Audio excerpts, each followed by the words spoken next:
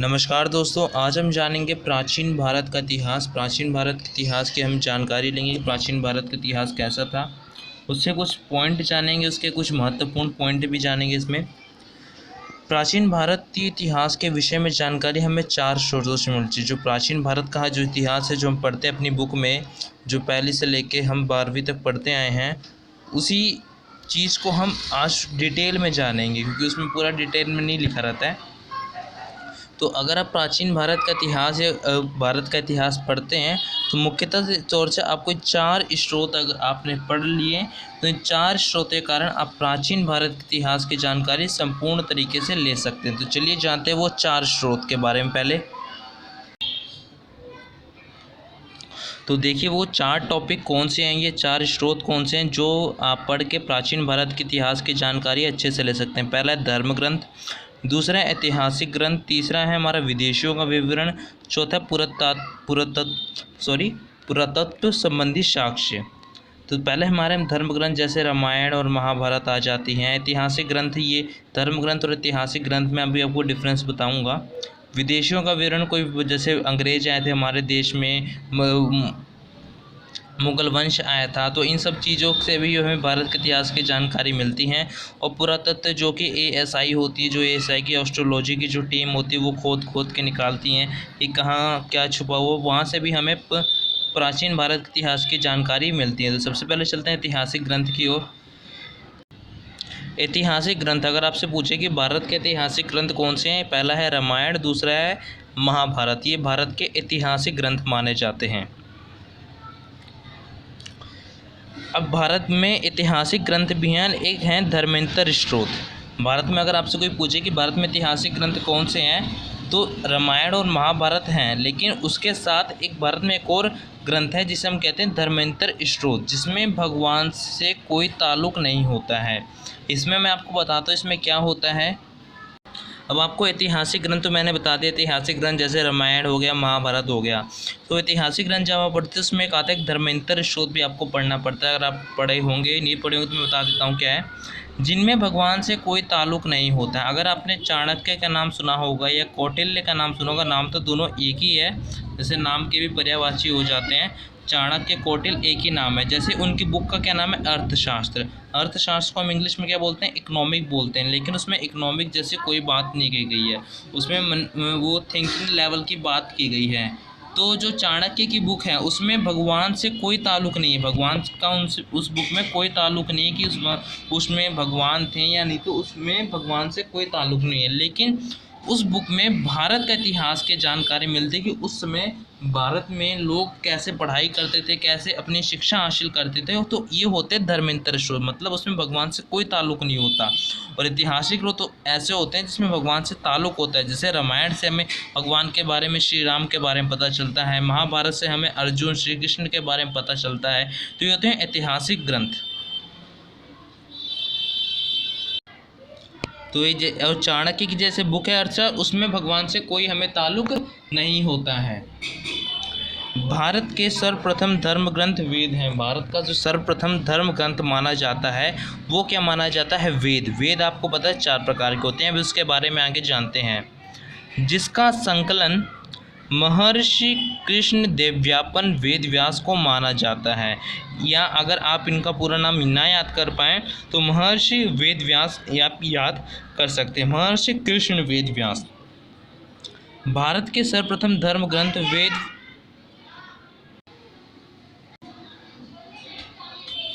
इसमें बता रखा है कि जो भारत का जो सर्वप्रथम ग्रंथ कौन सा है, वेद है। सर्वप्रथम ग्रंथ आपने इधर पढ़ लिया होगा, वेद है।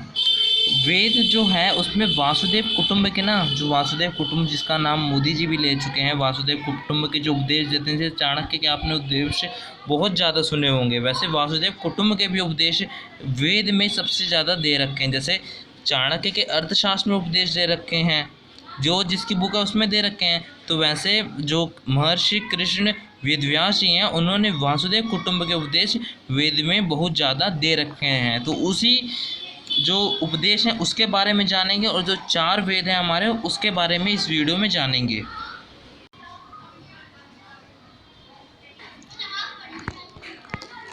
तो स्टार्ट करते हैं अपने वेद के ऊपर। भारत में वेद 4 हैं, ऋग्वेद, यजुर्वेद, सामवेद, अर्थवेद, ये 4 वेद हैं। इन वेदों को अगर आपसे पूछे इन वेदों क्या कहते हैं, संहिता कहा जाता है। संहिता इन वेदों को कहा जाता है। आप याद कर लीजिए कि भारत में 4 वेद हैं और इन वेदों को अगर एक सिंगल नाम से पुकारा जाए तो क्या कहा जाता है, संहिता कहा जाता है। इन चारों वेदों का एक नाम, जैसे 100 नामों का एक नाम होता है, वैसे 4 वेदों का एक नाम अगर आप पुकारे तो क्या कहते हैं, संहिता कहा जाता है। तो ये मोस्ट इंपॉर्टेंट बन सकता है कि चारों वेदों को एक नाम से क्या पुकारा जाता है, तो संहिता के नाम से पुकारा जाता है इन चारों वेदों को। तो अब अपना टॉपिक स्टार्ट करते हैं। ऋग्वेद क्या होता है। ऋषियों के क्रमबद्ध ज्ञान के संग्रह को ऋग्वेद कहा जाता है। जहाँ पर ज्ञान का बहुत ज़्यादा संग्रह होता है उसे क्या कहा जाता है, क्रमबद्ध तथा ज्ञान के संग्रह को क्या कहा जाता है, ऋग्वेद कहा जाता है। इसमें 10 मंडल हैं एवं, और इसमें जैसे आप देख सकते हैं कि इसमें 10 मंडल हैं, दोबारा बताता हूँ, और 1028 सूत हैं और 10,462 के इसमें क्या है, ऋचाएँ हैं। आप ये समझ रहे होंगे जो मैं बोल रहा हूँ ऋचाओं, ये इसका मतलब होता है रचनाओं को संस्कृत में क्या बोल जाते हैं, ऋचाओं बोला जाता है। इस वेद में ऋचाओं को पढ़ने वाले ऋषि को क्या कहा जाता है, होत्र कहा जाता है। इस वेद में जो ऋषि जो इसको पढ़ते हैं, जो ऋग्वेद को पढ़ते हैं, उन्हें क्या कहा जाता है, होत्र कहा जाता है। इस वेद में राजनीति प्रणाली के बारे में बताया जाएगा। इस वेद में किसके बारे में बताया गया, राजनीति प्रणाली, इतिहास के बारे में बता रखा है एवं ईश्वर की महिमा के बारे में इसमें जानकारी दी गई है। तो इस वेद का मुख्य अगर पॉइंट देखें तो इस वेद में 10 मंडल हैं, 1028 सूत हैं और 10,462 इसमें क्या है, रचनाएं हैं। और इस वेद में जो ऋषि हैं जो ऋग्वेद को पढ़ते हैं उन्हें क्या कहा जाता है, होत्री कहते हैं। और इस वेद में राजनीतिक प्रणाली और इतिहास और ईश्वर की महिमा के बारे में बहुत ज़्यादा जानकारी दी है, क्योंकि यहाँ से ही पता चलता है कि इसमें जब रचनाएं इतनी सारी हो सकती हैं तो राजनीतिक प्रणाली, इतिहास और ईश्वर की महिमा के बारे में जानकारी बहुत ज़्यादा ही दे सकती हैं। अब देखते हैं यजुर्वेद क्या होता है। स्वसर पाठ के लिए मंत्रों तथा बलि के समय अनुपालन के लिए नियमों का संकलन यजुर्वेद कहलाता है। मतलब आप जब आपके घर में जब पूजा होती है, मंत्र पढ़ते हैं, किसके वेद द्वारा लिखी गई है, यजुर्वेद द्वारा मंत्र पढ़ते हैं। जब किसी को बलि के समय, जब किसी का बलि लेते हैं उसके समय जो अनुपालन में मंत्रों का उस समय नहीं बोल सकते हैं। जब हम लेते हैं, जब किसी को बलि देते हैं तो मंत्र नहीं कह सकते, क्योंकि मंत्र होते हैं क्या होते हैं, वो श्रेष्ठ होते हैं। जो मंत्र होते हैं उसे आप नहीं बोल सकते कि उस समय हम मंत्र पढ़ रहे हैं, उस समय हम क्या बोलते हैं, अनुपालन कर रहे हैं। जब आप किसी को बलि देते हैं या बलि के समय अनुपालन के लिए नियमों के अनुसार जो अनुपालन यानी जो आप पढ़ते हैं उसे यजुर्वेद कहलाता है। उसमें मतलब यजुर्वेद में ये सारी बातें लिखी गई हैं। इसके पाठकर्ता को अध्यस्यु कहते हैं। इसके जो पाठकर्ता हैं, या के ऊपर रा की मात्रा आएगी ऐसे, इसके पाठकर्ता को अध्यस्यु कहते हैं। यजुर्वेद में योगियों के नियमों एवं विधि विधान का संकल्प है। यजुर्वेद में योगियों का मतलब समझ गए होंगे, जो ऋषि होते हैं। जैसे योगी मतलब समझिए, योगी आदित्यनाथ जैसे वो भगवा रंग पहनते हैं कपड़ा, तो मतलब क्या है, योगी हैं। तो योगी का निशानी होती है। तो यजुर्वेद में योगियों के नियमों एवं विधि के विधानों का संकल्प होता है। उन्हें कैसे रहना है, उन्हें कैसा क्या खाना है, कौन कौन से क्रियाक्रम करने हैं, कैसे करके एक योगी बनना है। तो सारा जो तथ्य निकलता है वो कहाँ से निकलता है, यजुर्वेद से निकलता है। इसमें बलिदान की विधि का भी वर्णन किया गया है। जैसे मैंने आपको ऊपर बता दिया था, इसमें बलिदान की विधि का भी वर्णन किया गया है। ये एक ऐसा वेद है, वेद इधर आएगा। ये एक ऐसा वेद है जो गद्य एवं पद्य दोनों में है।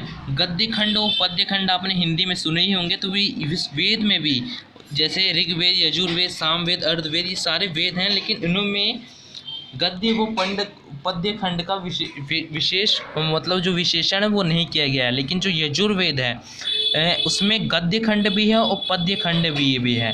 तो इसमें ये एक बहुत महत्वपूर्ण बात है कि ये एक ऐसा वेद है जिसमें गद्य खंड व पद्य खंड दोनों हैं। और इसके बाद अगला हमारा आता है सामवेद। साम का क्या शाब्दिक अर्थ होता है? गाना। शाम का शाब्दिक अर्थ मैं आपको वैसे बताता हूँ। शाम का शाब्दिक अर्थ होता है गाना। इस वेद में मुख्यतः यज्ञों के अवसर पर गाए जाने वाले देखो इधर फिर लिखा आता है ऋचाओं। ऋचाओं का मतलब आप ये मत सोचिए कि ऋचाओं का कुछ और होता है। ऋचाओं का मतलब होता है रचनाएं, जो रचनाएं जैसे मंत्रों की रचनाएं, गानों की रचनाएं, किसी चीज़ की रचनाएं, उसको क्या कहा जाता है संस्कृत भाषा में? रि फॉर ऋषि, ऋचाओ मंत्रों का संकलन है। इसके पाठकर्ता को उद्धात्री कहा जाता है। इसके पाठकर्ता को क्या कहा जाता है? उद्धात्री कहा जाता है। मतलब सबके जो पाठकर्ता हैं उन्हें अलग अलग नाम दिया जाता है। इसका संकलन ऋग्वेद पर आधारित है, और जो इसका संकलन है वो ऋग्वेद पर आधारित है। ऋग्वेद जो ऋग्वेद है और जो सामवेद है उन दोनों का संकलन एक दूसरे से मिलता जुलता है।